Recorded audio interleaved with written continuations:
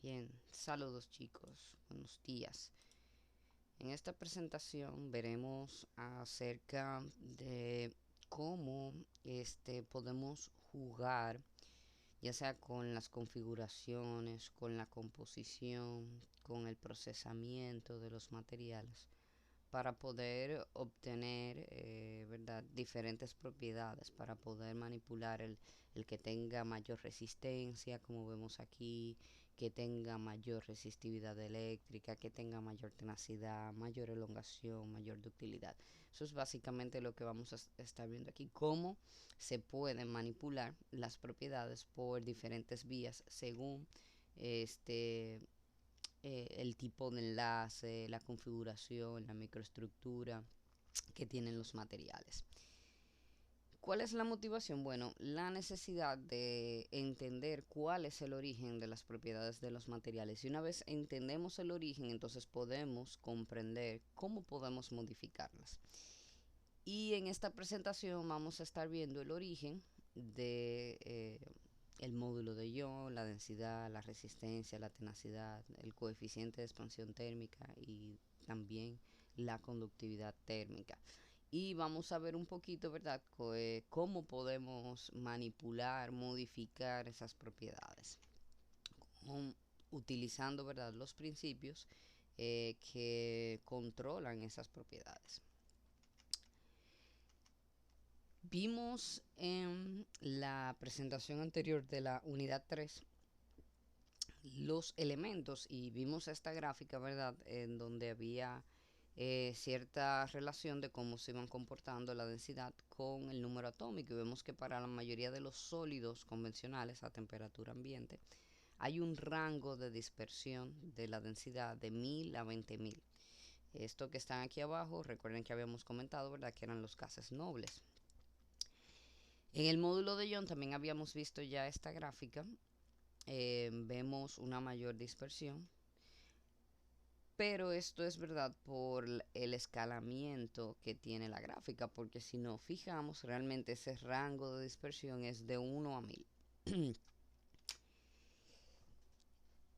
En cuanto a la densidad, ¿qué influye en determinar la densidad de un material? Bueno, primero debemos de considerar el peso atómico de los elementos que están conformando ese material. Mientras más pesen los átomos de los cuales está hecho un material, pues más densidad tiene. Y también el otro detalle es el factor de empaquetamiento.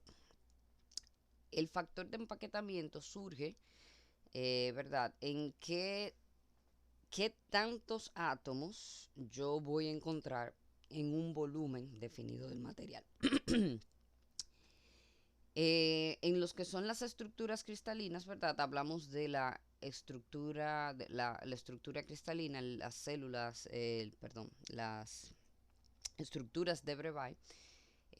Una celda, ¿verdad?, cristalina, como es repetitiva y ese es el bloque mínimo que vuelve y se me repite, pues ya con esa unidad más básica podemos analizar qué tan empaquetados están los átomos. En los amorfos tendríamos, ¿verdad?, que tomar un fragmento significativo, pero un poco más grande, ¿verdad? Porque teóricamente los amorfos es un arreglo que se repite, pero a largo alcance. También pudiéramos ver, ¿verdad?, qué tantos átomos tenemos empaquetados. Si se fijan, aquí vemos algunos átomos azules y algunos átomos blancos, ¿verdad?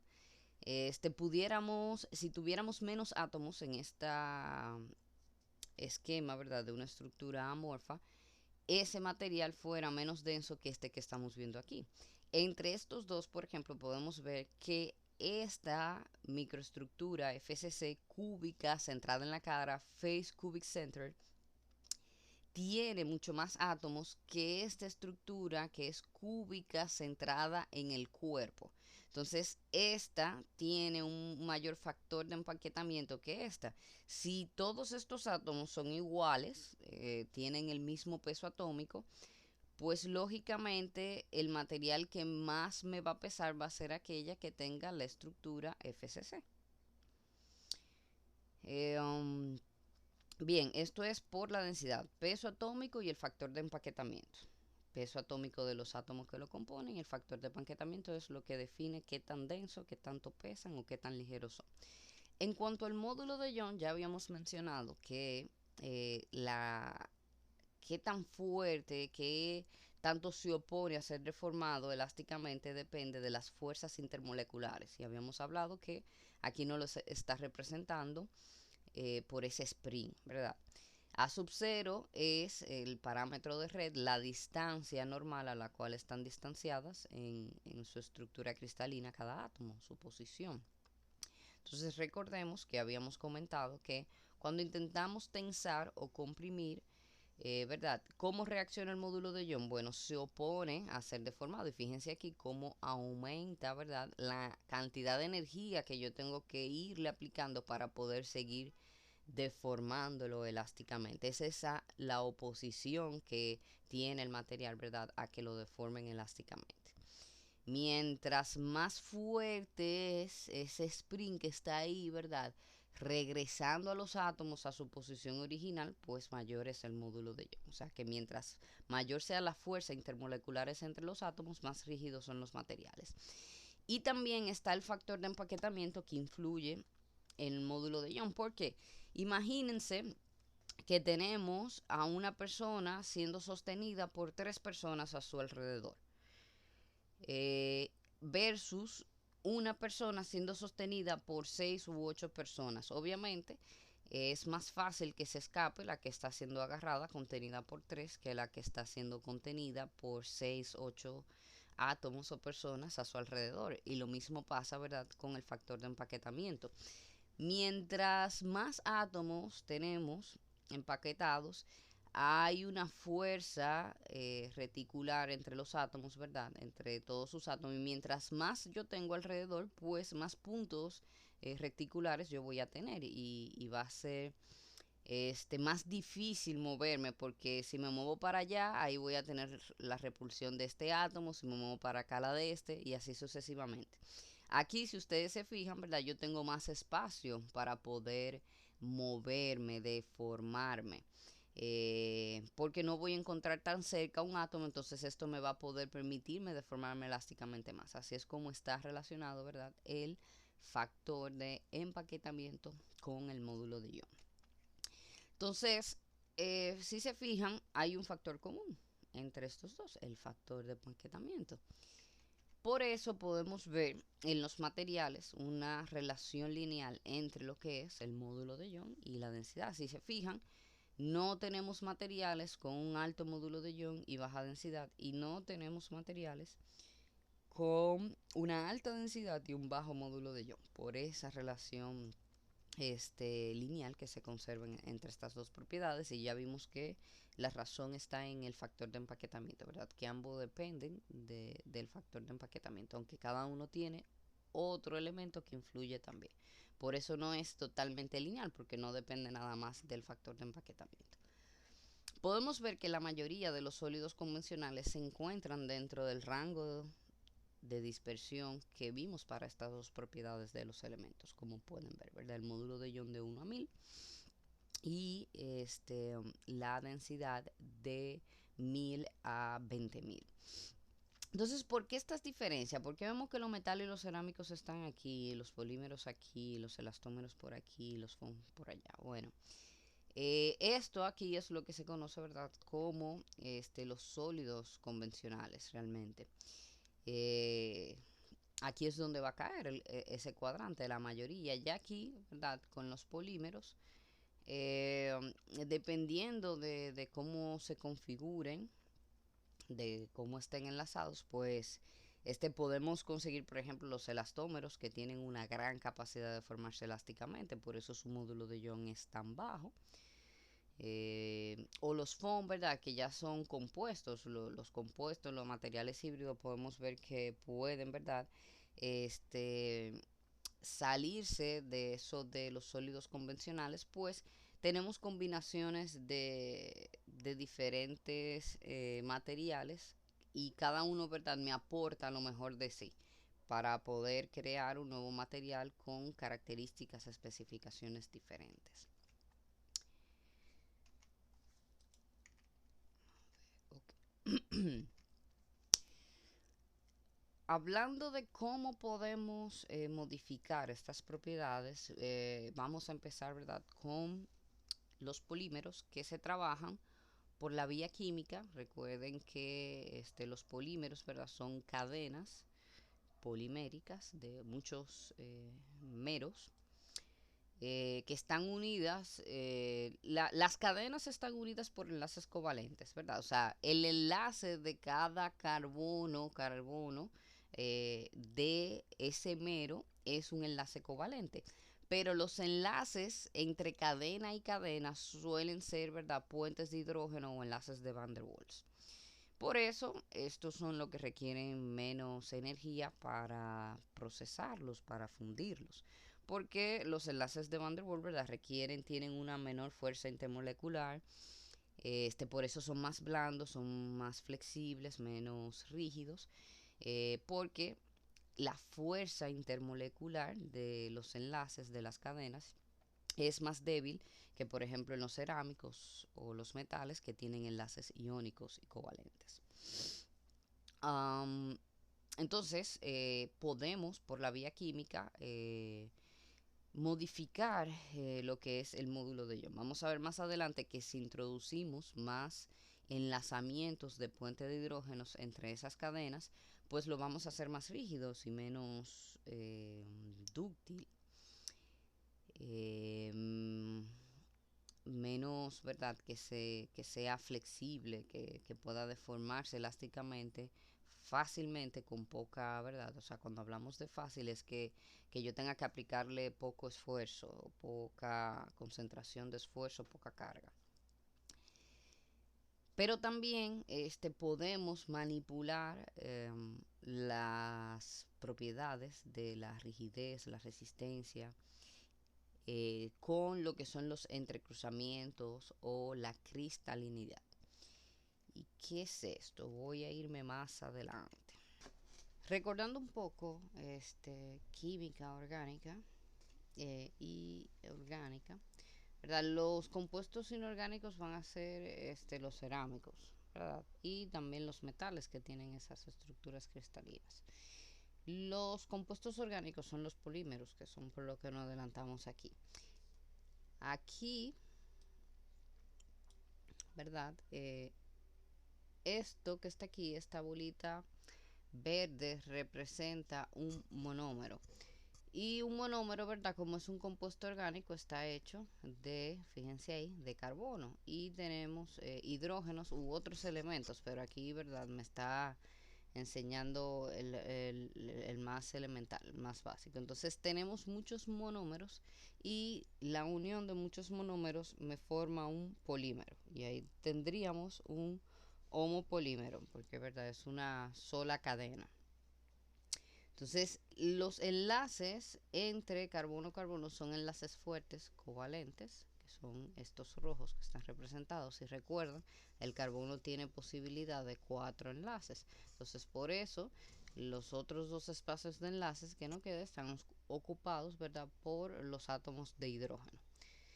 En esta de aquí abajo tendríamos lo que serían, ¿verdad?, ¿verdad?, copolímero, donde ya tenemos más de una sola cadena en esa microestructura. Es muy típico que los que son termoplásticos, ¿verdad?, solamente tengan entre sus polímeros, que están, ¿verdad?, cadenas poliméricas dentro de su microestructura, tengan enlaces nada más de puentes de hidrógeno. Mientras que lo que son termoestables tienen un montón de enlaces covalentes entre sus cadenas poliméricas dentro, y eso es lo que hace, verdad, que no podamos deshacerlos con el calor para volver a darle forma, mientras que los termoplásticos sí. Cuando le aplicamos calor a los termoplásticos, verdad, se rompen los enlaces de puente de hidrógeno que tienen una menor energía de enlace, y entonces, verdad, ahí se sueltan todas las cadenas, podemos volver a darle forma y, verdad, volver a solidificarlo. Mientras que los elastómeros son, ¿verdad?, cadenas bien largas que están organizadas, no están a lo loco regadas como espagueti, realmente ya están organizadas una cadena encima de otra y cada cierta distancia vamos a encontrar un enlace covalente. Por eso los elastómeros, ¿verdad? Los polímeros podemos dividirlo en los plásticos, lo que tienen una gran capacidad de formarse plásticamente, y los elastómeros, que son los que tienen una gran capacidad de deformarse elásticamente, hasta 30 veces su dimensión original y recuperan. Eso es una gran capacidad elástica y esto es lo que sucede en el caso de los elastómeros. Como le comentaba, ¿verdad? Los polímeros son como si fueran muchos espaguetis, ¿verdad? Imagínense que ustedes toman un Tupperware y ponen, hierven los espaguetis, lo tienen blandito y lo tiran todo ahí a lo loco dentro de ese Tupperware. Ese es lo que tendríamos, esa es la microestructura, ¿verdad?, de los polímeros, que son muchas cadenas poliméricas ahí. Eh, cuando podemos hacer ciertas modificaciones, ¿verdad?, con esta microestructura, como es lo del entrelazamiento, ¿verdad? Fíjense aquí cómo se ve lo del entrelazamiento. Y también puede ser, ¿verdad?, organizando parcialmente las cadenas, esos espaguetis de forma cristalina. Eso también me puede dar mayor resistencia y mayor rigidez, el yo orientar esas cadenas poliméricas. Aquí, es verdad, aquí vemos un polímero que está bastante entrelazado, entonces esto es bastante rígido, mientras que esto puede tener una gran elasticidad. Bien, entonces regresando, ¿verdad? Bueno, vamos a mostrarles, permítanme. ¿Cómo hago aquí? Ok. Este... ¿Verdad? Los monómeros, ¿verdad? Eso sería un homopolímero. Si tenemos diferentes monómeros, podríamos formar, ¿verdad?, un heteropolímero. Recordándole un poco de química orgánica, cómo pueden ser esto de las diferentes cadenas y las ramificaciones que pudiéramos tener. Aquí le puse el ejemplo del monómero del etileno y la cadena, ¿verdad?, del polietileno. Ese era el que estábamos viendo. Um, Aquí, ¿verdad? Ya hablamos de la diferencia entre lo que sería un termoplástico, un elastómero, un termoestable, pero esto es lo que le quería enseñar, ¿verdad? Fíjense cómo están organizadas las cadenas de los elastómeros, no están a lo loco regadas como en los termoplásticos. En los termoplásticos hay un montón de entrelazamientos fuertes.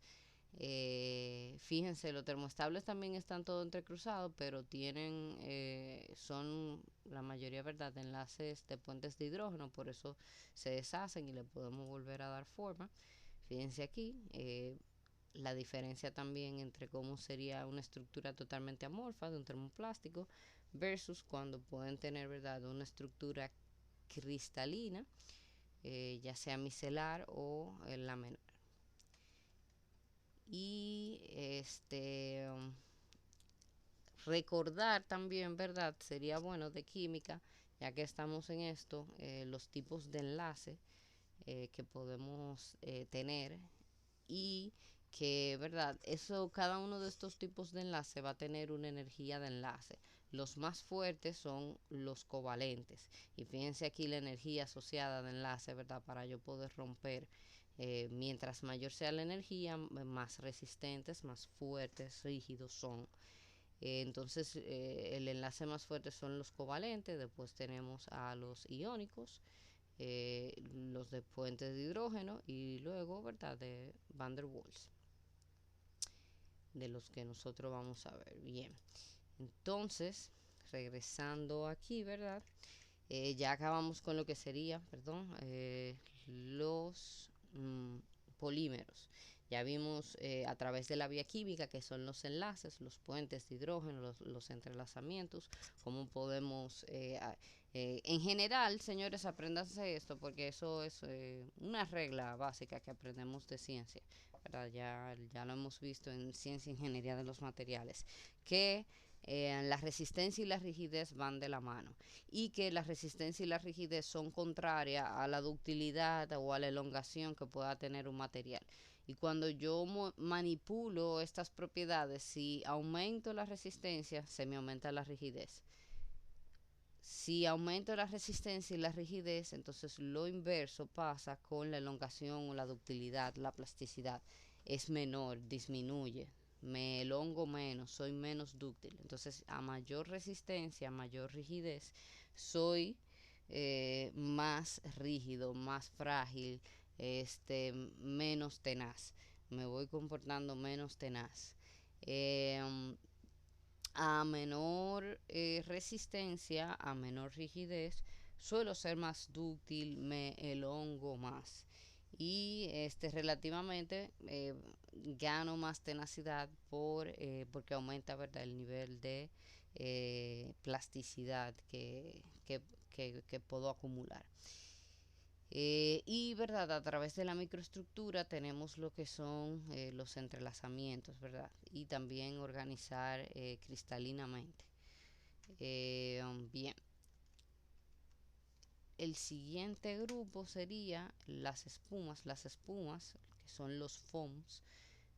Hay muchos tipos de foam. El foam que nosotros normalmente le decimos foam, el que utilizamos, muy contaminante, es el de poliestireno. Pero hay muchos tipos de foam. Hay foams cerámicos, hay foams de diferentes polímeros, hay foam de diferentes metales.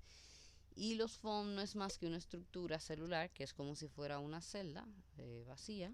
Más adelante lo vamos a ver, ¿verdad? Que en su centro tiene aire. Mientras mayor cantidad de aire, disminuye la rigidez de esa espuma y disminuye la densidad también. Eso es lo que vamos a ver. Eh, en cuanto a los materiales compuestos, que son, Ashby lo considera una clasificación dentro de los materiales híbridos, que me parece muy acertado. eh, Ahí va a depender ya de cuáles son los componentes que decidimos mezclar, ¿verdad?, para hacer ese compuesto y cómo están siendo distribuidas las capas. En cuanto a los que son los materiales cristalinos, como son los metales y los cerámicos, por la vía química, el enlace, por eso les enseñé y les comenté lo de la energía de enlace, ¿verdad? Qué tipo de enlace tienen y si podemos manipular eso, si es iónico o covalente, que son, ¿verdad?, lo que los cerámicos pueden formar enlaces iónicos y covalentes. Algunos son puramente iónicos, otros puramente covalentes, pero la gran mayoría son predominantemente covalentes, ¿verdad? Con enlaces iónicos. Y hay algunos que son viceversa también, predominantemente iónicos con enlaces covalentes. Hay de todo. En el caso de los metales, el enlace de los metales se considera un enlace metálico que muchas veces, a veces se describe como un enlace iónico de carácter especial, ¿verdad? Donde se comparten libremente los electrones de un átomo a otro. Ok, y también en estos materiales cristalinos podemos controlar lo que son la rigidez y la densidad con los defectos, las burbujas, ¿verdad?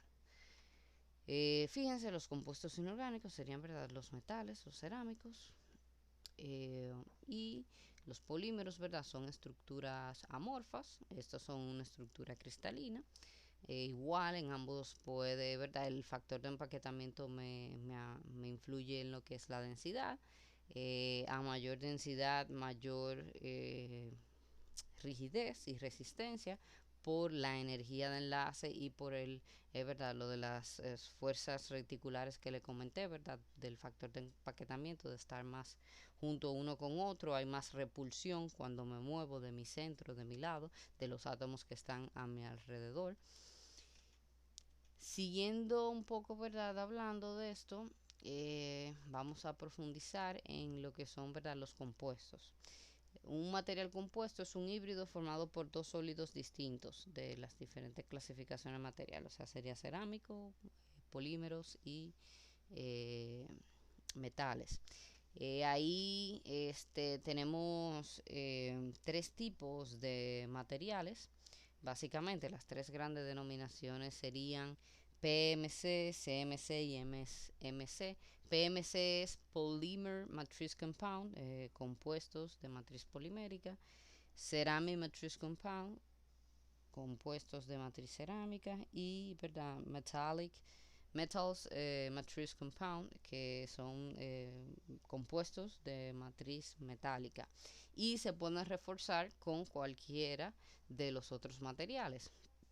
Aquí tenemos el ejemplo de un polímero que lo vamos a reforzar con un cerámico, o sea, un PMC, Polymer Matrix Compound.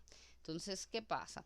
¿Qué es lo que queremos aquí normalmente? Fíjense que en cuanto al módulo de Young, la cerámica obviamente son mucho más rígidos que los polímeros porque la cerámica tiene enlaces covalentes y iónicos. Y en cambio los polímeros son enlaces covalentes, pero verdad también con enlaces de Van der Waals o de puente de hidrógeno que tienen mucho menor energía de enlace. Entonces son más verdad flexibles. La densidad también es menor eh, um, por el tipo de átomos que tenemos en la cerámica. Y en cambio, ¿verdad? Los elementos orgánicos, ¿verdad? Suelen ser mucho más ligeros que toda la disponibilidad de los otros elementos que tenemos y lo que pueden conformar. Entonces, lo reforzamos con un cerámico y ¿qué logramos combinar? La rigidez del cerámico con la flexibilidad de de ese polímero. Y fíjense donde tenemos aquí, ¿verdad? Esa zona donde yo puedo crear compuestos con estos dos, donde me quedaría. Y obviamente también fíjense que los cerámicos suelen ser, ¿verdad? Como comentamos, más densos. Entonces también ahí se me distribuye entre el rango de ellos dos lo que sería el campo de la densidad. ¿De qué depende que sea más resistente, menos resistente? Bueno, de la orientación de los elementos, de los refuerzos en la matriz. Cuando colocamos los elementos reforzantes en dirección paralela a la distribución de la carga, vamos a obtener la rigidez o la resistencia superior, porque recuerden, ¿verdad?, que es lo mismo. Mientras que cuando los elementos de reforzamiento se colocan de forma perpendicular, vamos a obtener menor resistencia, menor rigidez. Básicamente, ¿verdad? Una cuestión de distribución. Aquí se me está distribuyendo entre toda la fibra, mientras que aquí vamos un poco a probar en prueba más bien la adhesión que hay entre las diferentes capas que tenemos, ¿verdad? De la matriz de los rellenos. Bien. Entonces aquí tenemos las espumas, que les comenté que íbamos a verlo más adelante. Las espumas son híbridos formados por sólido y un aire, fíjense. Podemos tener espumas con estructuras que se parecen a cristalinas, ¿verdad? Bien ordenaditas o súper amorfas como estas que vemos aquí. Y aquí vemos una espuma cerámica, una espuma metálica, como sería. Aquí tenemos el esquema de esa estructura celular de las espumas. Y por qué me está mostrando en este esquema es que pierde rigidez, ¿verdad? Al tener esta estructura y estos espacios, fíjense que me permite mucho mejor flexibilizar. Si yo pusiera más refuerzos o si esas barras de esas paredes fueran más gruesas, o sea que tuviera más sólido y menos aire, me aumenta la rigidez. Eh, pero si lo tengo por el contrario más finito, menos grueso, entonces es más fácil, ¿verdad?, deflectarme. Seguro que ustedes han sentido eso. Y eso es algo que debemos de aprender en ciencia, de que a medida que los materiales tienen mayor espesor, mayor grosor, suelen ser más rígidos y que van perdiendo tenacidad. Eso pasa. Entonces, mientras más finitos son más flexibles, más dúctiles, es más fácil deformarlos. Por eso pierden rigidez. Y aquí podemos ver la relación, ¿verdad?, en cuanto a la densidad, en el módulo de Young y densidad de la espuma con respecto a la densidad del sólido que estamos utilizando, las proporciones. Entonces, mírenlo aquí, en teoría, aquí formamos un foam de un polímero, tomamos este sólido, ¿verdad?, le inyectamos el aire, Este sería, ¿verdad? Ahí llegó, pero todo este es el rango dependiendo de la cantidad de aire y de la estructura que podamos tener que pudiéramos crear, ¿verdad? Un material con las diferentes configuraciones según la variabilidad de propiedades que tiene ese polímero.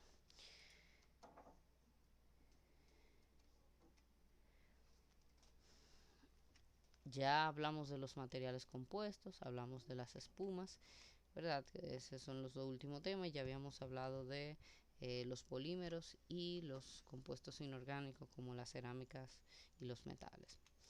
Entonces, ya resumiendo la primera parte de lo que es el módulo de Young con la densidad, vimos, ¿verdad?, su relación y cómo de alguna manera, ¿verdad?, ya yo teniendo una u otra, puedo predecir, ¿verdad?, qué comportamiento va a tener. En cuanto a la otra, si tengo una, puedo predecir la otra. Vimos cómo podemos modificar en las principales clasificaciones materiales estas propiedades a través ya sea de la vía química o por configuración. Recordar, ¿verdad?, de la vía química lo de la energía de enlace, si tiene alta o baja energía libre de formación. Los que tienen alta energía son, ¿verdad?, los compuestos inorgánicos como los metales, los cerámicos, óxido, nitruro, compuestos intermecálicos, mientras que los que tienen baja energía de libre formación, ¿verdad?, baja energía de enlace, son los que tienen muchos enlaces de puente de hidrógenos y fuerzas de Van der Waals, como en los polímeros. También recordar, ¿verdad?, lo que vimos en los híbridos, como son las espumas o los compuestos. Entonces, hablemos de resistencia. Ya vimos, ya les dije lo general. Si aumenta la rigidez, aumenta la resistencia y disminuye la elongación. Entonces, en los que son las cerámicas y los metales, podemos mejorar su resistencia a través de tratamientos térmicos o disminuirla también. ¿Por qué? Porque recuerden aquí de ciencia que eh, estos tienen estructuras cristalinas que están formadas por granos. Y mientras más límite de granos tengamos, ¿verdad?, mayor resistencia va a tener. Cuando tenemos demasiados granos muy pequeños, muy finos normalmente, ¿verdad? Eh, versus cuando tenemos granos grandes. También hay que pensar en el comportamiento que tiene cada fase que está componiendo un material, porque eso influye muchísimo. Hay algunas fases que son maleables, mientras algunas fases que son duras, frágiles, rígidas. Entonces también como yo esté usando los átomos de ese material influye, ¿verdad? Les recuerdo el ejemplo de el acero. No es lo mismo yo tener acero, ¿verdad?, nada más con fases de cementita y ferrita, que yo tener un acero con la perlita, que es un arreglo laminar de ferrita con la cementita, ¿verdad? Tenemos un 86 por ahí por ciento de ferrita, como con un 14% alrededor de cementita. Entonces, ¿verdad?, se me combina la ductilidad, la maleabilidad de la ferrita con la rigidez, la resistencia de la cementita y queda contenida, y tengo entonces la aleación férrica que mayor tenacidad puede tener, porque es de la que me combina mayor resistencia con mayor plasticidad. No es lo mismo, ¿verdad? Igual otro caso sería, por ejemplo, las fundiciones, las famosas fundiciones mecanizables, donde en las fundiciones de hierro suelen ser bien rígidas, ¿verdad? Porque no tienen mucha maleabilidad, porque tienen poca ferrita, porque la mayor parte de las fasas que tienen son en cementita, que es rígida. Pero si yo logro entonces, ¿qué pasa? Las cementitas son tres átomos de hierro con uno de carbono. Si yo logro desasociar ese carbono con ese hierro y separar esa cementita y formar entonces con esos átomos de hierro ferrita, para obtener más ferrita y dejar el carbono solo y aislarlo, como es por ejemplo una fundición nodular, donde yo aíslo el carbono en una fase en matrices de ferrita, pues obviamente puedo aumentar la ductilidad porque estoy cambiando la microestructura. Y esa es la vía, ¿verdad?, que tenemos. O también hay tratamientos mecánicos. ¿Por qué? Porque el principio de ciencia es que si aumentamos la plasticidad en el nivel de deformación plástica en nuestro material, aumenta la resistencia, aumenta la rigidez, pero también, ¿verdad?, disminuye, como habíamos comentado, la elongación que tiene. Entonces, a través de deformación, trabajo mecánico, también podemos obtener mayor resistencia, mayor rigidez. Podemos manipular la resistencia. En cuanto a los polímeros y los elastómeros, es lo mismo que vimos con el módulo de Young. Todo lo que me dé más módulo de Young, ¿verdad?, también me va a dar mayor resistencia. Entonces son los entrecruzamientos, las ramificaciones de las cadenas. En las espumas, la configuración, lo mismo que vimos, mientras más gruesos sean o mientras más, ¿verdad?, como barras tenga la estructura, va a ser más rígido. Y en los materiales compuestos, ¿verdad?, los componentes que tenga o las capas también va a definir. Entonces, hablando de los mecanismos de endurecimiento, tratamiento térmico, el primero que vamos a hablar es el endurecimiento por solución sólida. Esto me representa un grano, una fase, ¿verdad? Y esto me representa otro grano. Y aquí tenemos este una línea de dislocación, ¿verdad? Entonces, estos son átomos. Átomos que van a hacer solución en estas fases que están ahí. ¿Qué pasa? ¿Qué va a provocar esos átomos? Bueno, va a provocar una barrera al movimiento de esa dislocación que tenemos ahí, porque cada vez que se tope con un átomo se va a parar, no va a seguir, no va a atravesar esa dislocación por ahí. Entonces, al introducir solutos en una matriz, estamos aumentando su resistencia y su rigidez. Eso es lo que sería el endurecimiento por solución sólida. También podemos hacer un endurecimiento por precipitación. También esto se llama envejecimiento porque puede ocurrir de manera natural, ¿verdad?, con el accionar en el tiempo del sol, la temperatura, su uso normal. Fíjense que en este caso es como si tuviéramos partículas. Son mucho más átomos unidos, más grandes, ¿verdad?, que me forman ya una partícula. Ya llega al tamaño de partícula y estamos hablando, ¿verdad?, de milímetros. 2 milímetros, menor por ahí, o mucho menor, ¿verdad? Es el mismo principio. Cuando tenemos una línea de dislocación, esa línea no va a atravesar esa partícula, esa que ha precipitado ahí. Entonces, mientras más precipitados yo tengo, obviamente, más rígido es, más resistente y menos se deforma plásticamente. Las dislocaciones tienen menor posibilidad de movimiento. Estos son básicamente el principio de los tratamientos térmicos, estos dos mecanismos de endurecimiento por solución sólida y por precipitación. Y también tenemos lo que serían los mecanismos por tratamiento mecánico, que están basados en el endurecimiento por deformación. Cuando hacemos un doblez, ¿verdad?, se deforma plásticamente. Cuando hacemos trabajo en frío se deforma plásticamente y la pieza me queda más rígida, más resistente. ¿Por qué? Porque aumenta lo que se conoce como el bosque de dislocaciones en el material. Se me acumulan, ¿verdad? Hay más dislocaciones. Cada microestructura tiene un movimiento finito de posibilidad de movimiento de las dislocaciones dentro de su microestructura. Entonces ya tenemos menos posibilidad de movimiento, entonces es más difícil, tengo menos hacia dónde moverme. Entonces es más resistente, más rígido. Aquí tenemos un ejemplo de lo que sería un endurecimiento por precipitación. Es muy típico que se haga en aleaciones de aluminio, por ejemplo. Cuando hablamos aleaciones de aluminio envejecibles, ¿verdad? Hablamos de endurecimiento por precipitación, de que se le puede someter a ese proceso.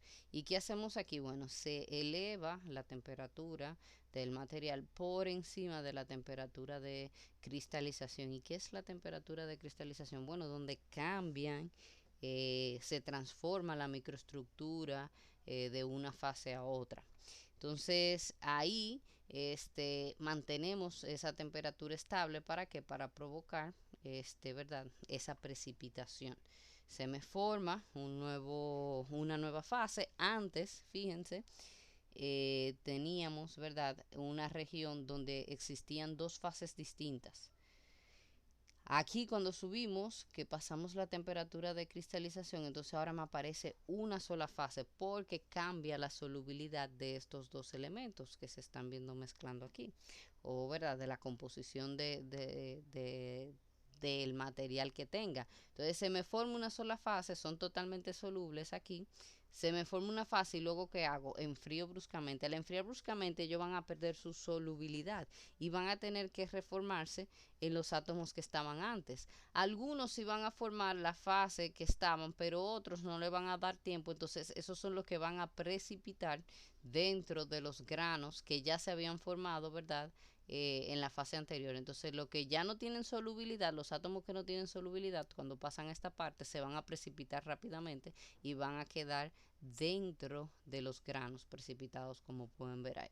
Entonces, después, finalmente, se deja enfriar un tiempo, ¿verdad? Y luego se eleva un poco la temperatura, pero no por encima de la recristalización, ¿verdad? Para hacer el envejecimiento, darle un poquito aquí como de temperatura, para que hagan disolución, se acomoden todos esos precipitados donde están y vuelve y se enfría. Ejemplos de endurecimiento por precipitación, le hablé de las aleaciones de aluminio, también los aceros al carbón y los aceros aliados cuando se hace el temple o el revenido es el mismo principio. ¿Qué cambia? El tiempo y la forma, ¿verdad?, en la que se hace. En el temple, por ejemplo, nada más se calienta y se enfría bruscamente. En el revenido, ¿verdad? Hacemos el temple, entonces para aquí cuando se enfría, ¿qué pasa? Se fragiliza y se pueden formar granos que son muy pequeñitos al enfriar bruscamente, que eso es lo que hace el temple. Entonces, como en el temple se calienta y se enfría demasiado rápido, la pendiente, ¿verdad?, es muy vertical. No se me forman granos grandes. Para yo darle más ductilidad, para aumentar su tenacidad, se le hace entonces el revenido, que ahí es esto de aquí, vuelve y se calienta un poco, ¿verdad? Y ahí entonces crecen los granos, al tener los granos un poco más grandes, pues le da, ¿verdad?, ductilidad. Pierde un poco de rigidez, obviamente no es tan rígido como queda esa estructura martensítica cuando se enfría bruscamente con el temple, pero sí al final tiene mucho más tenacidad porque puede deformarse plásticamente y tiene una gran resistencia. Ok, entonces fíjense aquí, cómo afecta, cómo me manipula esto que hablamos, esto que acabamos de contar aquí de estos tratamientos con lo que es una aleación de aluminio.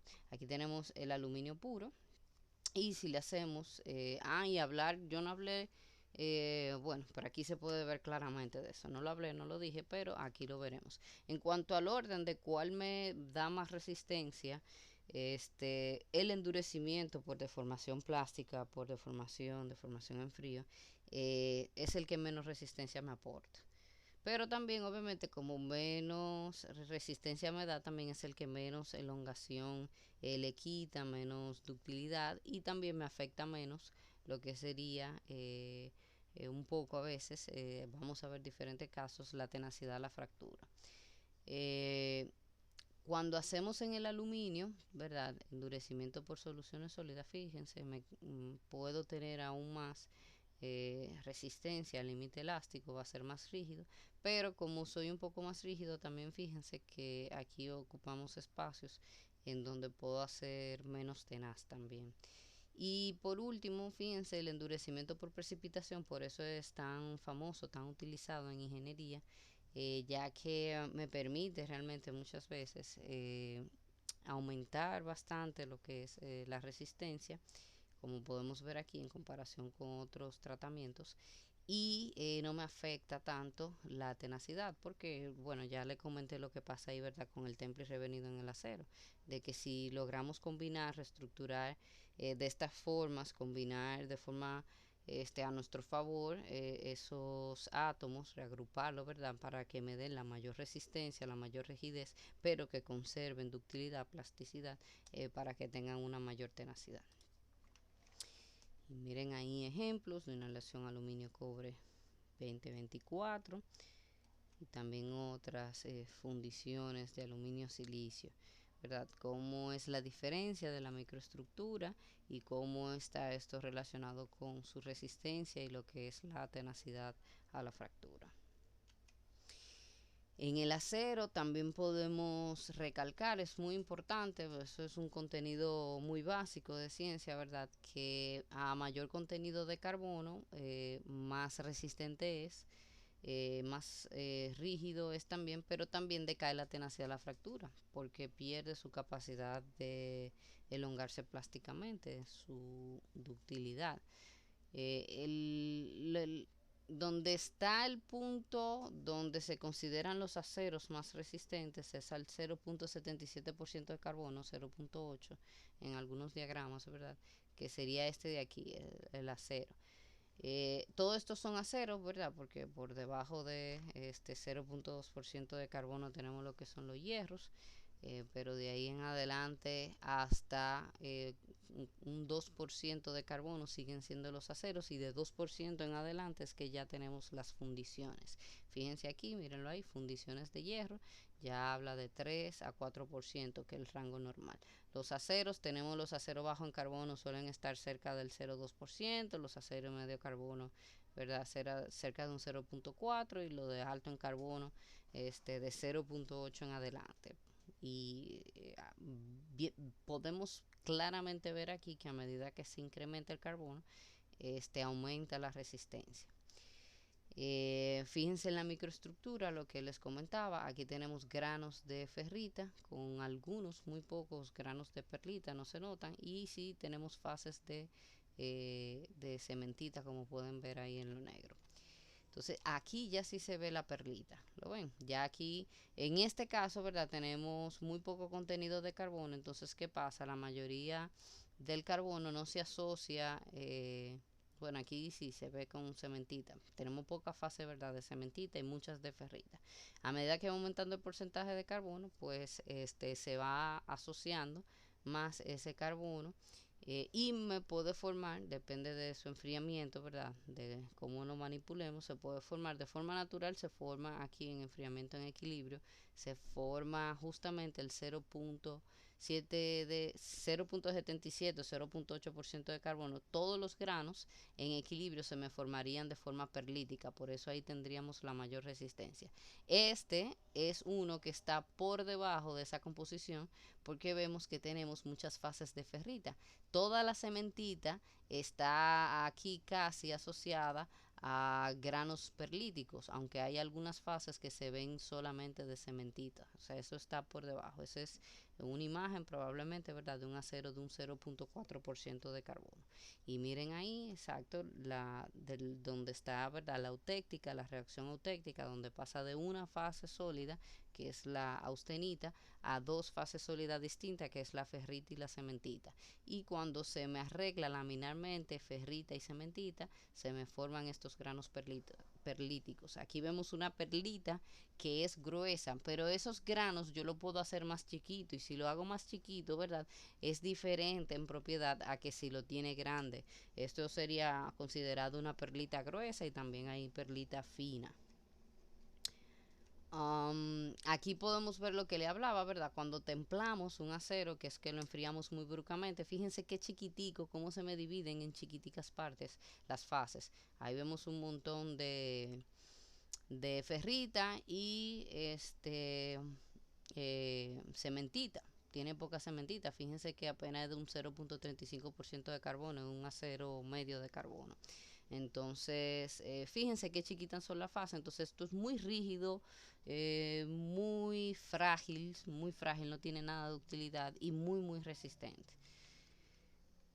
Pero si esa misma estructura, esa misma composición, nosotros le hacemos, ¿verdad?, el revenido, el normalizado, podemos recuperar esa estructura. Y fíjense cómo hacemos con un poco de temperatura que se asocien las fases de ferrita y me formen granos más grandes y las de cementita. Entonces ya, obviamente, si comparamos por el tamaño de grano estas dos microestructuras, esto tiene mucho más ductilidad.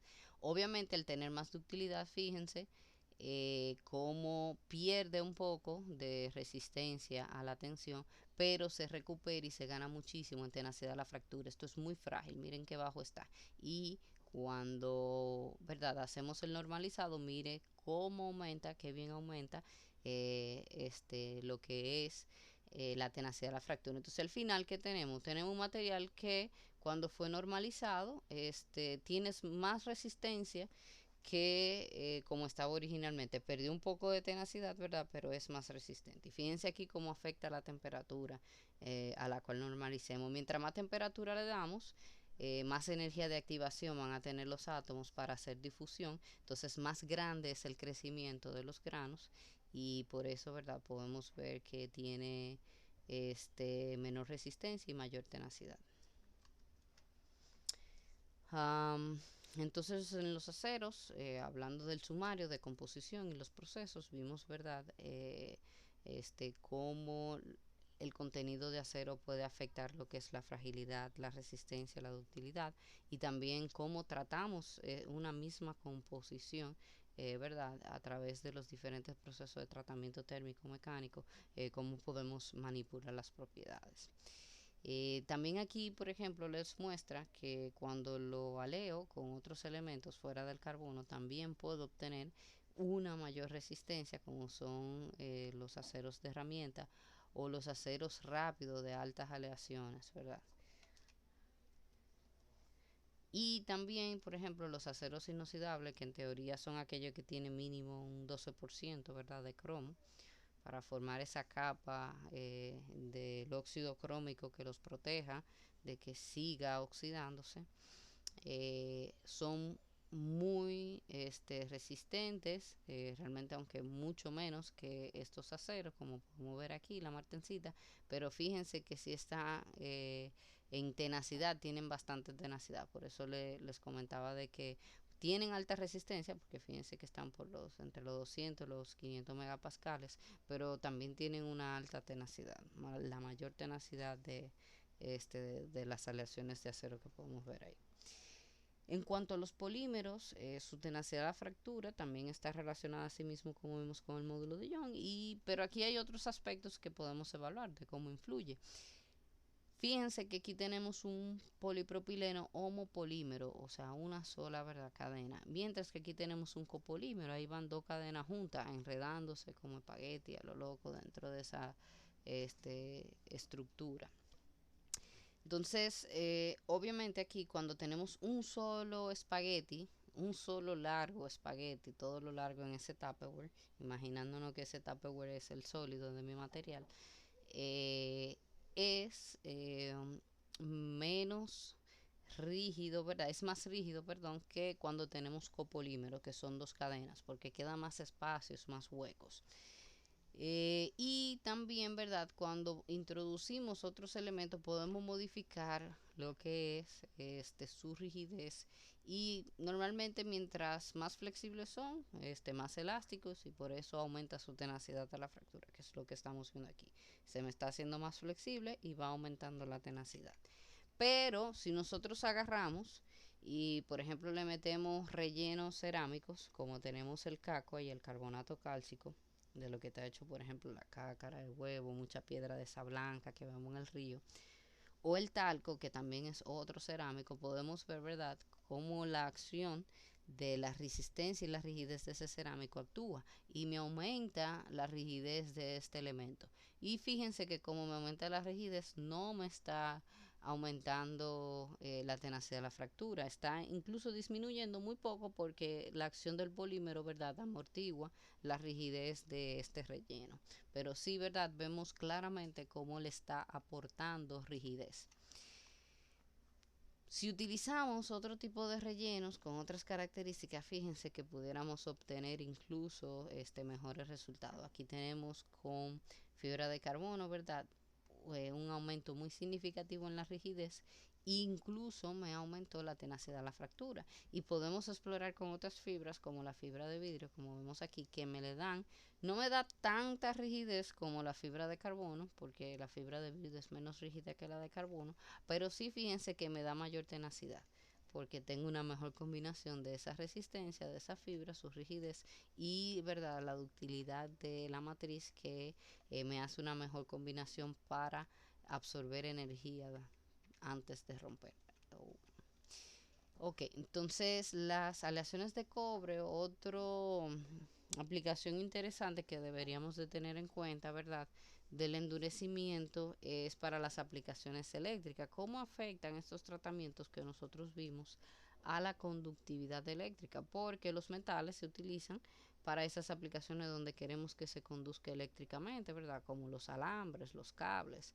Y yo no quiero, normalmente ahí que queremos resistencia y queremos ductilidad, pero yo no quiero comprometer la conductividad, la calidad con la que conduzco. Entonces, miren, aquí tenemos el cobre puro. El mejor tratamiento en este caso, esto se ve en ciencias, ¿verdad? Es el endurecimiento por deformación, que sería deformación en frío, deformación plástica, ¿verdad? La deformación plástica, obviamente, como no estamos introduciendo ningún elemento, eh, vamos a tener la misma resistencia que tenía para el paso de la corriente del electrón. Pero en cambio, en los tratamientos, ya sea de endurecimiento por solución o por precipitación, sí que estamos introduciendo otros elementos, otros átomos, otra nueva fase. Entonces, ¿qué pasa? Cuando la electricidad quiere pasar a través de ese grano, va a encontrarse una barrera y va a tener que tomar un camino más largo para llegar a donde iba. Esto disminuye, ¿verdad?, lo que es la conductividad. O, ¿verdad?, realmente como se mide aquí en ciencias, como le comentaba, es la resistividad. O sea, va a aumentar la resistividad eléctrica de mi material. Entonces, esto no sería deseable eh, para una aplicación donde yo quiero que me conduzca eléctricamente. Entonces, miren ahí, ¿verdad?, las diferencias. El endurecimiento por precipitación me disminuye menos la conductividad que el endurecimiento por solución sólida. Pero aún así, ¿verdad?, me la afecta bastante. Mientras que el endurecimiento eh, en frío, deformación por deformación, me lo afecta muy poco. Miren ahí las diferencias de la microestructura, de cómo se vería un endurecimiento por precipitación en una aleación de cobre berilio. Y de este lado vemos cómo se ve, ¿verdad?, un tratamiento, ¿verdad?, por solución sólida en una aleación de latón 7030. La resistencia y la tenacidad ya vimos que dependen de la estructura, ¿verdad? Ya vimos la relación de resistencia y tenacidad, que resistencia y rigidez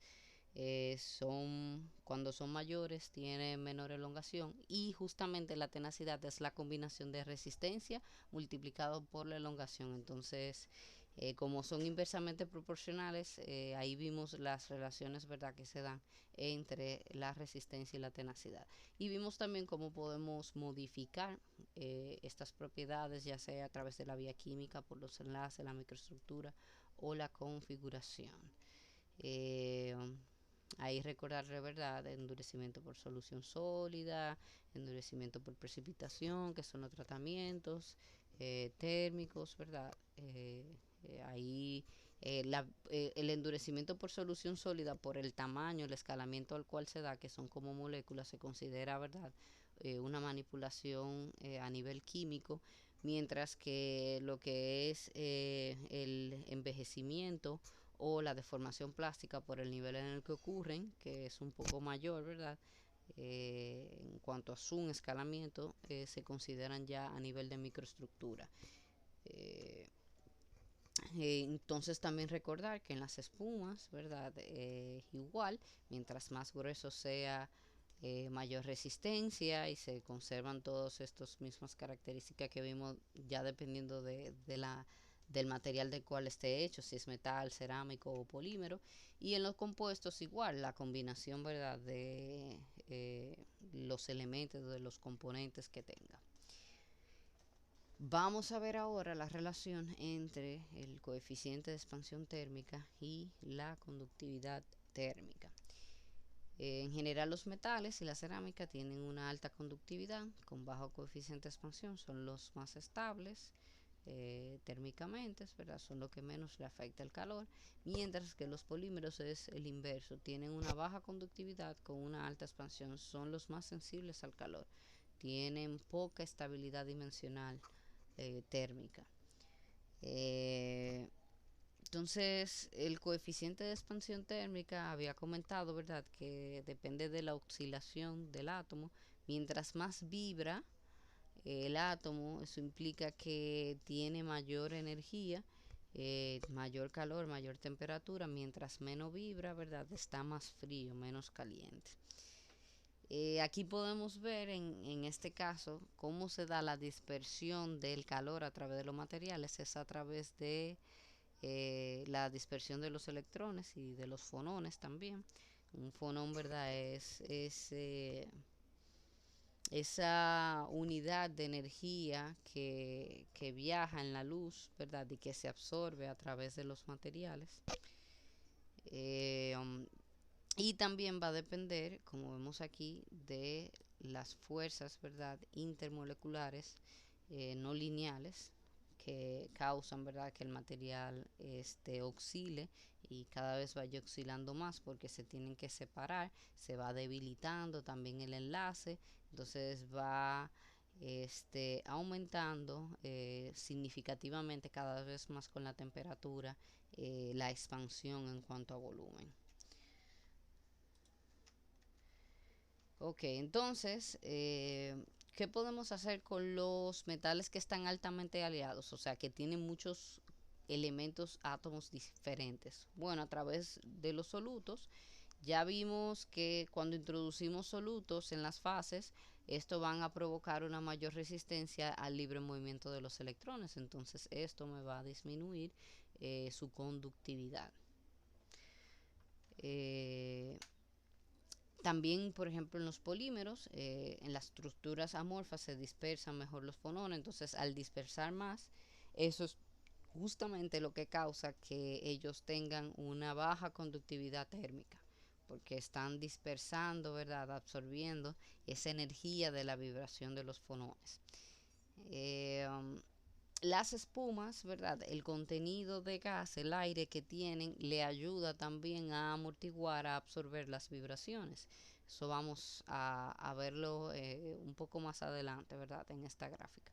Cómo, por qué los foams tienen todavía aún más una menor conductividad térmica que los propios polímeros. El mejor aislante que existe de sonido, de luz, de calor o temperatura en general es el aire. Entonces ese contenido de gas es lo que me reduce y también vamos a ver otra característica que me permite hacer todavía foams, espumas que puedan actuar muchísimo mejor, ¿verdad?, ante los cambios de temperatura. Por eso aquí vemos también que los foam disminuyen lo que sería el coeficiente de expansión térmica. Y los INVAR, ¿verdad?, que son a través de la vía química y ocurre una transformación magnética que hace que tengan un comportamiento excepcional, ¿verdad?, que se sale de lo general de todos los materiales, donde ellos tienen una alta conductividad y de verdad una muy baja, un muy bajo coeficiente de expansión térmica, o sea, son muy estables. Resumiendo, el coeficiente de expansión térmica y la conductividad se pueden modificar, ¿verdad?, a través de la vía química o su configuración, ya sea introduciendo puntos de dispersión o transformaciones de fase. También, ¿verdad?, ya sea introduciendo barreras térmicas como aire o incluso algo más pensado, más elaborado, ya sea con la expansión, el aumento o la disminución, ¿verdad?, la compensación de las deformaciones de los materiales a través de termopares. Eso lo vamos a ver a más profundidad, a más detalle en el capítulo del calor, de los materiales y el calor. Entonces ya vamos a acabar con esta presentación. Aquí vimos cómo las gráficas que hacemos a través del CS Dupac Granta me permite explorar diferentes propiedades para la selección de materiales, ¿verdad? Me permite estudiar el origen de esas propiedades y me permite, ¿verdad?, entender cómo puedo modificarla, cómo yo pudiera hacer, ¿verdad?, obtener esa característica que deseo a partir de un material base. También vimos que, ¿verdad? De esto, de que tan profundo podemos ir en la manipulación de las propiedades y recordar este concepto fundamental, muy, muy básico, que lo debemos de recordar para el proceso de selección. Cuando tenemos una composición, esa composición se procesa, ¿verdad? Para poder tener un material, una forma, un diseño dado. Dependiendo de cómo se procese esa composición, es lo que va a definir cómo me queda mi microestructura. Y esa microestructura es lo que define cómo se me comporta macro el material, que es lo que, ¿verdad?, rige sus propiedades. Entonces, lo que yo tenga, como yo lo procese, me va a definir una microestructura y el conjunto de propiedades que va a tener ese material, que fue, por ejemplo, muy claro de esto, se vio con el ejemplo que vimos, ¿verdad?, de los aceros y los tratamientos térmicos que le podemos dar y las diferentes estructuras con las diferentes características que pueden quedar. Hablando de los mapas de propiedades, ¿verdad? Vimos una representación gráfica de la evolución de las propiedades de acuerdo a la composición o procesados diferentes y que es aplicable a todo tipo de materiales, metales, polímeros, espumas, compuestos, que son espumas, compuestos híbridos. Bien, gracias.